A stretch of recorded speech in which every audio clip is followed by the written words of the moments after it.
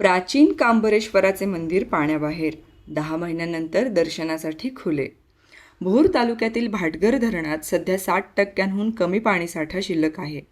धरणाच्या पाणी पातळीत मोठी घट झाल्याने वर्षभर पाण्याखाली असणारे कांबरी येथील प्राचीन कांबरेश्वर मंदिर मागील 8 दिवसांपासून हळूहळू पाण्याबाहेर येऊ लागले आहे.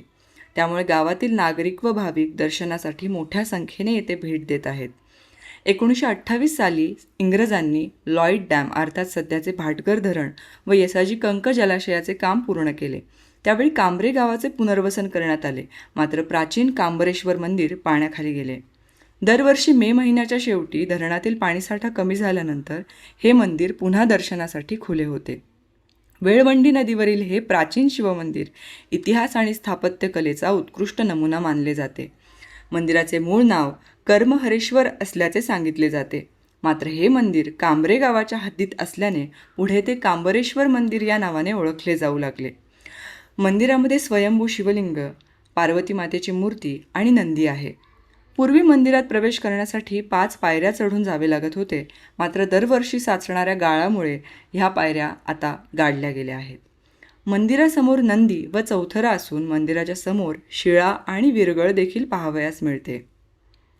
मंदिराच्या कळसाचे व वरच्या भागाचे बांधकाम चुनखडक, वाळू आणि विटांमध्ये करण्यात आले आहे, तर भिंतीचे बांधकाम दगडांमध्ये केलेले आहे. आयताकृती दगडांची एकावर एक रचना करून उभारण्यात आलेले हे मंदिर स्थापत्यकलेचा अद्भुत नमुना असल्याचे दिसून येते. मे महिन्याच्या अखेरीस हे मंदिर पूर्णपणे पाण्याबाहेर येते. मात्र मंदिराच्या गाभाऱ्यात कायम गुडघाभर पाणी असते. भाविक पाण्यात हात घालून शिवलिंगाला स्पर्श करून दर्शन घेतात. दरवर्षी स्थानिक ग्रामस्थ मंदिरातील गाळ काढून मंदिराची स्वच्छता करतात. शतकानुशतके पाण्याच्या लाटांचा तडाखा सहन करूनही कांबरेश्वर मंदिर आजही भक्कमपणे उभे आहे.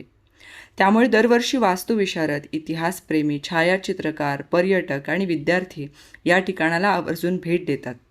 हे नागरिकांचे श्रद्धास्थान असून दरवर्षी हजारो भाविक दर्शनासाठी येथे गर्दी करतात, अशी माहिती सरपंच मनीषा सुदाम ओंबळे यांनी दिली. दरम्यान हे मंदिर नेमके पांडवकालीन की हेमाडपंथी शैलीतील याबाबत इतिहास अभ्यासकांमध्ये चर्चा सुरू असते.